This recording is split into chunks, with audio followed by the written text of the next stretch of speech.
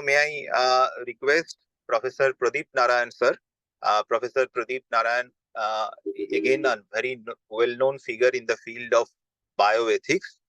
So, we are really delighted to have Professor Pradeep Narayan, sir, who is currently a senior consultant cardiac surgeon at Ravindranath Tagore International Institute of Cardiac Sciences. And he is also the associate editor of a very prestigious journal, Indian Journal of Thoracic and Cardiovascular Surgery, more than 150 publications. So thank you, sir, for giving us your time. Now, may I start today's presentation? May I request a Clarnet team to please play that Yes, sir. recorded video. Sir is with us only, but due to some technical issues, he also had sent the recorded video. So, sir, you were there also?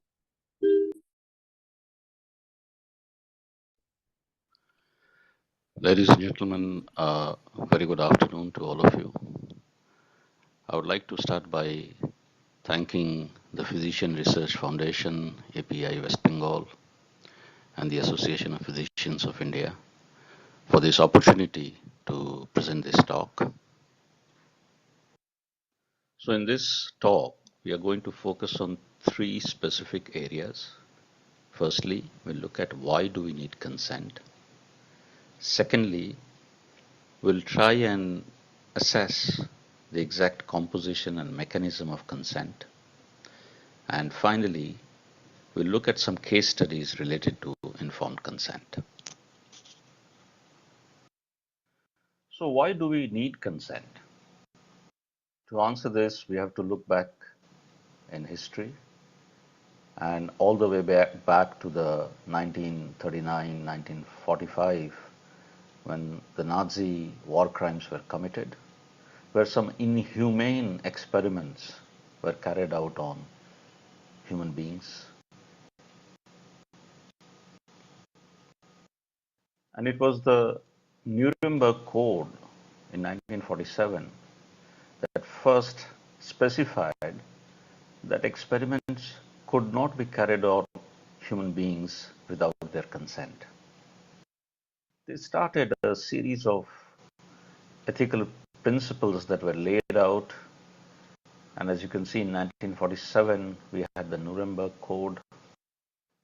But it did not stop research without consent to be carried out, and we had the thalidomide disaster we are all very familiar with between 1957 and 1961.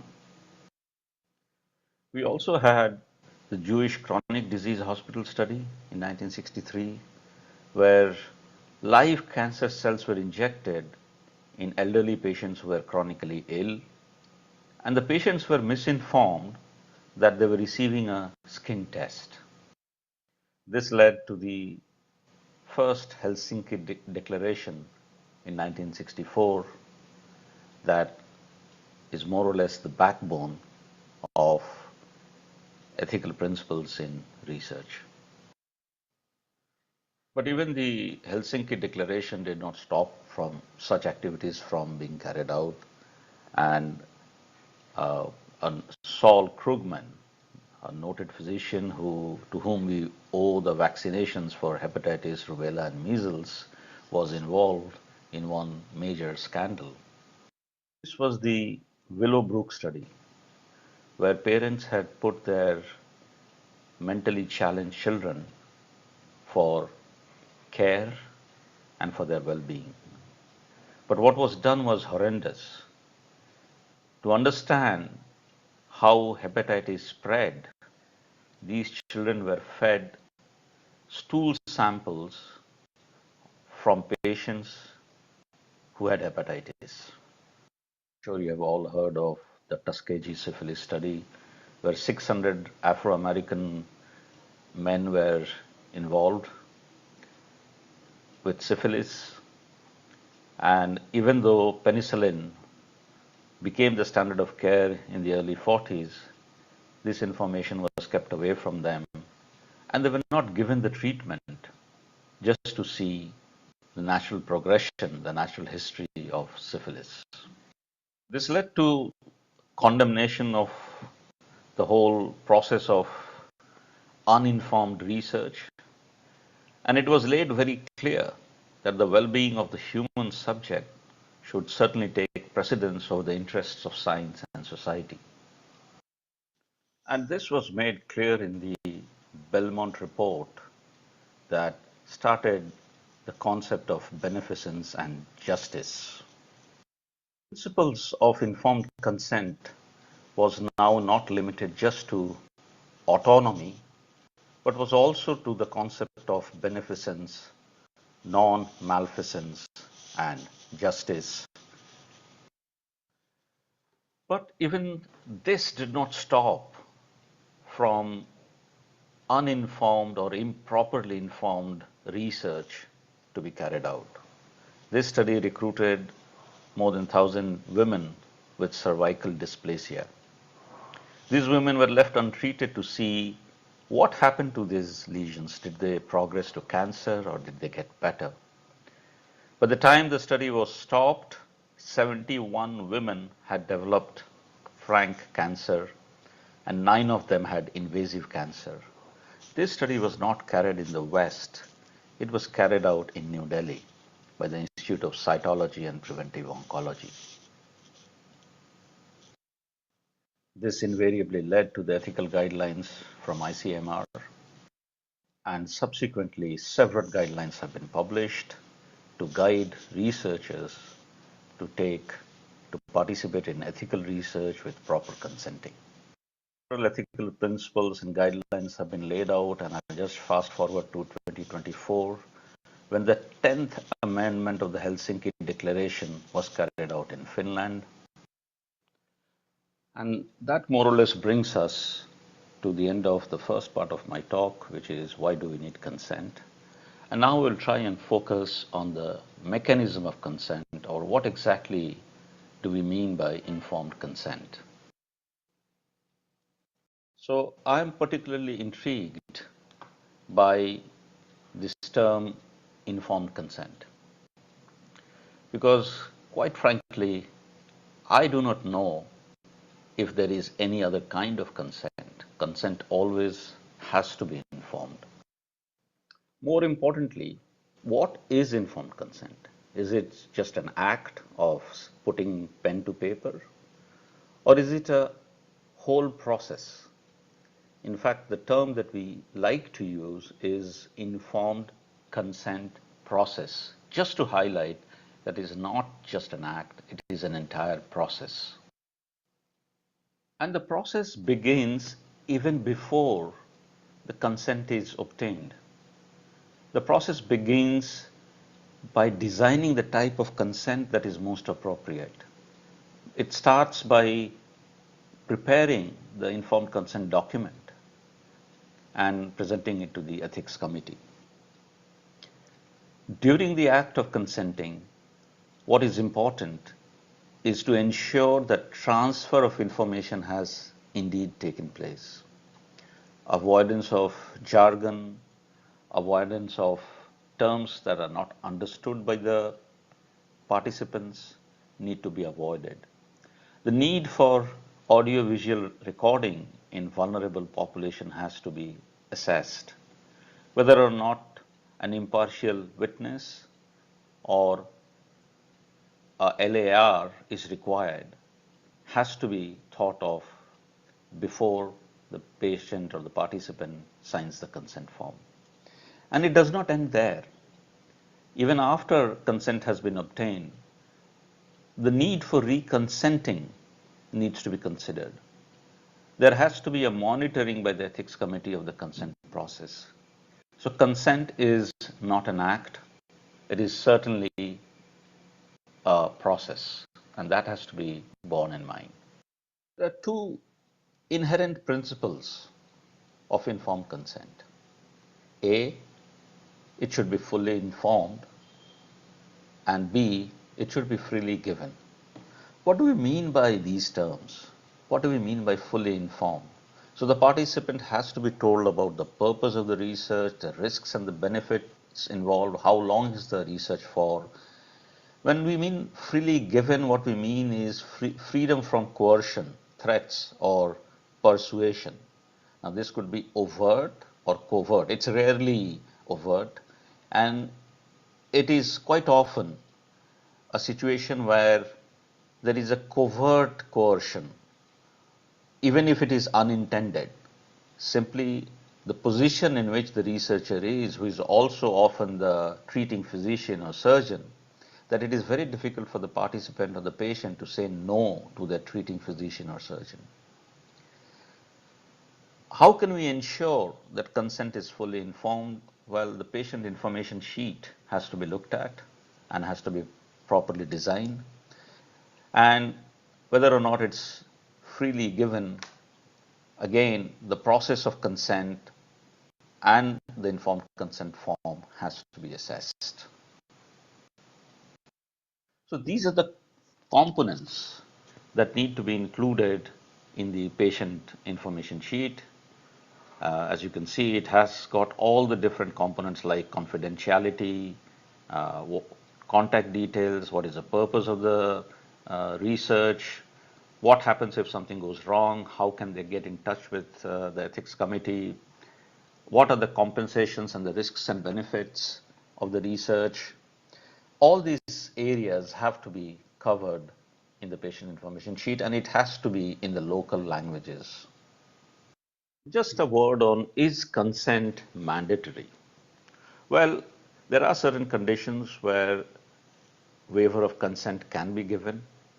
Some of these conditions are most commonly retrospective studies, where the participants are de-identified or cannot be contacted. There are when we are carrying out research on data that is already available in the public domain, and research during humanitarian emergencies and disasters. These are situations where exemption or waiver of consent may be provided. So now we have come to the end of the second part of my talk, which was mechanism of consent. And in the subsequent slides, we are going to the last part of my talk, which is certain case studies on informed consent. I have chosen some situations which emerge from real life experiences, and the answers or the I may provide may or may not be right, but that I am hoping that it will generate some discussion. So let us take a look at a situation, the first case study, where a 55-year-old man has a right-sided stroke, so he cannot use the right side of his hand and leg. He is able to understand and respond, but unable to use his hand to sign. Now we want to include him in a trial of cerebral thrombectomy. How do we consent him? Do we take a verbal consent? Or do we ask the family to consent on his behalf? Or do we take a verbal consent from the patient and get the family to sign the consent form? Or do we do a video recording of the whole conversation? So there are several things that we can do. Verbal or oral consent may be allowed if approved by the ethics committee, but it should be an exception and not a routine. Ideally, an impartial witness should be used who can sign and date the consent document. And if facilities exist, there is no harm in carrying out a video or audio recording of the whole consent process. Now that brings us to our next case study. We used the term impartial witness in the previous case study. So who can be an impartial witness? The options that we have are, we could use the personal secretary of the PI, who is very helpful and proactive. We can use a junior doctor who is not related to the study. We can use a patient who is on the ward who cannot read or write. Or we have a lawyer who is the younger brother of the patient. So who do you think we can use as an impartial witness here? Would the lawyer be a good choice? Or would the 36-year-old patient who is illiterate and is a representative of an average patient on that ward? Can we use him? So just give yourself a few seconds and then we'll discuss the options. To consider are that the impartial witness should be literate and should be able to communicate with the participant in their own language. So the patient or the ward who cannot read or write should not be an ideal impartial witness. His brother, even though he's a lawyer and has got a good legal understanding, should not be an impartial witness because he's related to the participant. And the person should be in no way connected to the conduct of the research study. So the personal secretary of the PI also is ruled out. Now, what about the junior doctor who is not involved with the study? I think here the junior doctor is probably the best person of all the four choices that we have given. But again, one could ask that is the junior doctor not going to be influenced by the senior doctor even if he's not involved with the research? So can we think of a fifth option? Maybe a patient who is on the ward, who is able to read and write, understands the participant or the patient's language, would probably be an ideal replacement. Let's move on to the next case study. We have a 11-year-old child whom we want to recruit in the study, and those of you who are involved with children taking part in research, you might find it helpful. Now we know that to consent, you have to be of a legal age, and that legal age is 18 years of age. So anyone below 18 cannot legally consent to a study. They can only provide their assent. They can only agree to be a part of the study. So when we are recruiting an 11-year-old child, what do we do? Do we take consent from the parents? Or do we take assent from the child? Or do we do both? We take the assent from the child, record it in the notes, and take consent from parents? Or do we make the child sign the assent form or sign in the notes that they have given the permission to participate in the study and get the parents to sign the consent form? So give yourself a few seconds to think about it. So these are the regulations about consenting or taking assent from children. So less than 18 years of age, as I said earlier, parents have to consent in every single case. If they're less than 7 years, then there is no need to document assent. Now, it does not mean that the permission of the child is not important. If they can understand, we should talk to them and take a verbal assent from them. It's always good practice because the child would be cooperative and helpful to have his permission to go ahead with the study. If they are between 7 to 12 years old, so slightly older, then it is mandatory to take assent. And it has to be recorded in the notes that verbal assent from the child was taken along with the parental consent. And if they are above 12, then written consent must be obtained. And the assent form has to be signed by the parents. So these are some very nuanced discussions that happen in studies that involve children, and it is very dependent on how old they are. Okay, now let us make it a bit more complicated. So now we have a 9-year-old child who is suffering from malignancy, and a drug that is only available in the research setting has the potential to cure the child, but the child refuses to participate in the trial. The parents obviously want the child to participate. How do we go about it? Do we exclude the child? Or do we just take the parental consent and go ahead with the study? Do we ask the treating doctor to decide? Or do we write to the court and say that we want to include this child and permission should be granted to us? Again, just give yourself a few seconds and then we'll try and discuss the different options. So in general, what is agreed is that if the drug has the potential to save this child's life and is only available if the child is part of the study, then the dissent by the child may be disregarded, provided the parents in their all consciousness have given their consent and ethics committee approval must have been obtained. This must be explained to the ethics committee and their consent has been obtained. So this is very important that in the interest of the child can be included in the study. So let us move away a little bit to a slightly different setting for our next case study. Let us assume that we want to carry out a study to assess the understanding of menstrual hygiene among adolescent girls. Now, who do we take the consent from? Do we take it from the student, or do we take it from the teacher or the principal of the school or the management of the school? Do we have to involve the student as well as the management, or do we take permission from the student as well as the parents?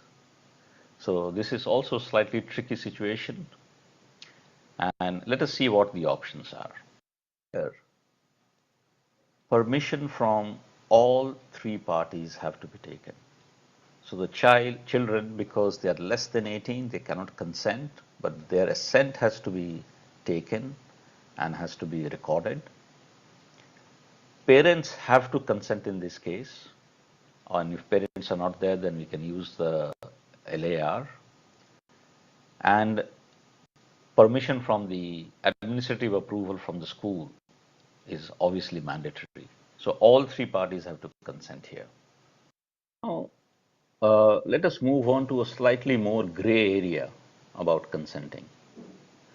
And when we talk about informed consent, strictly speaking, which of the following is not the primary role of a doctor or an investigator?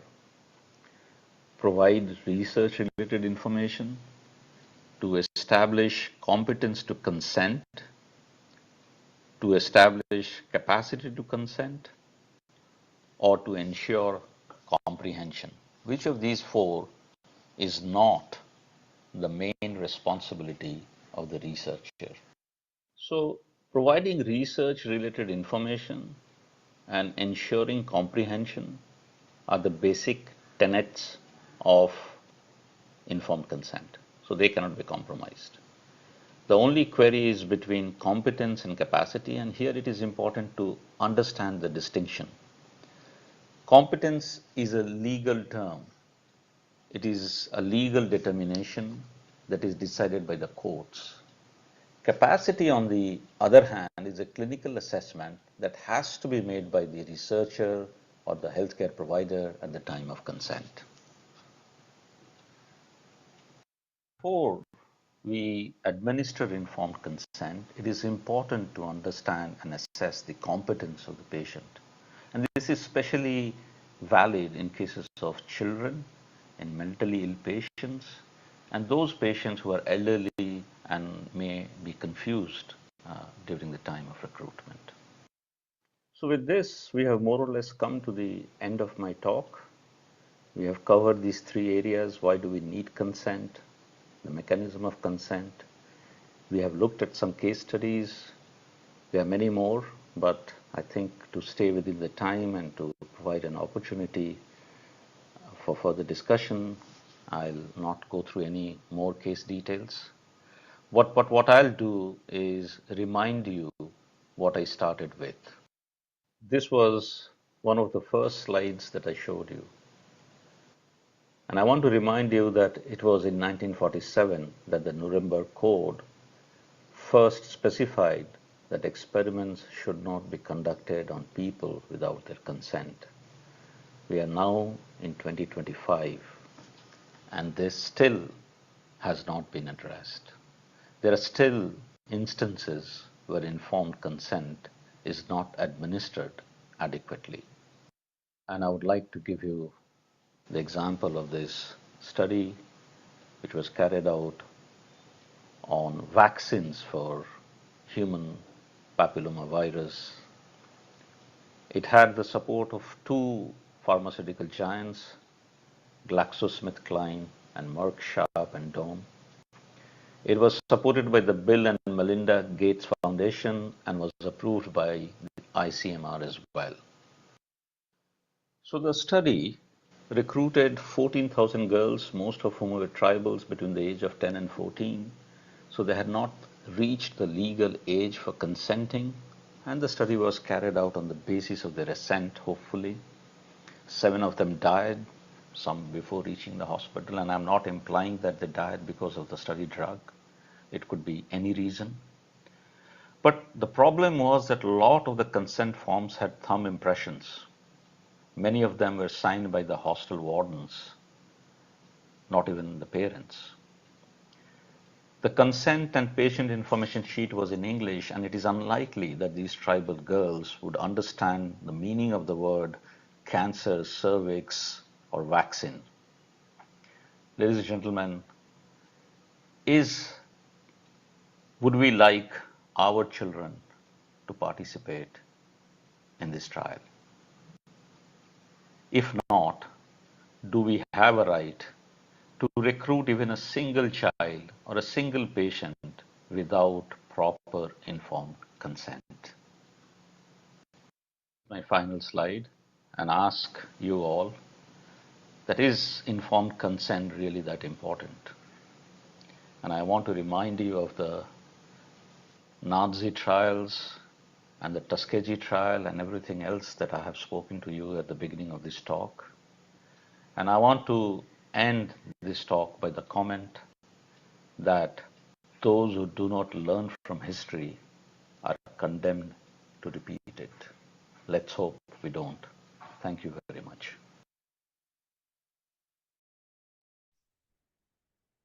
Thank you very much, Professor Pradeep Narayan sir, for this wonderful deliberation. I think a lot of issues we had learned from your lecture, and I think as we are running short of time, we can move towards the next session. Pradeep Narayan sir, if you have any final comment from your side. No, I think it's fine. If you have time, we'll discuss few things at the end. Maybe I mix the term competence and competition. Sorry, competence and capacity, but we can talk about it later. Thank you. Thank you. Thank you once again, sir.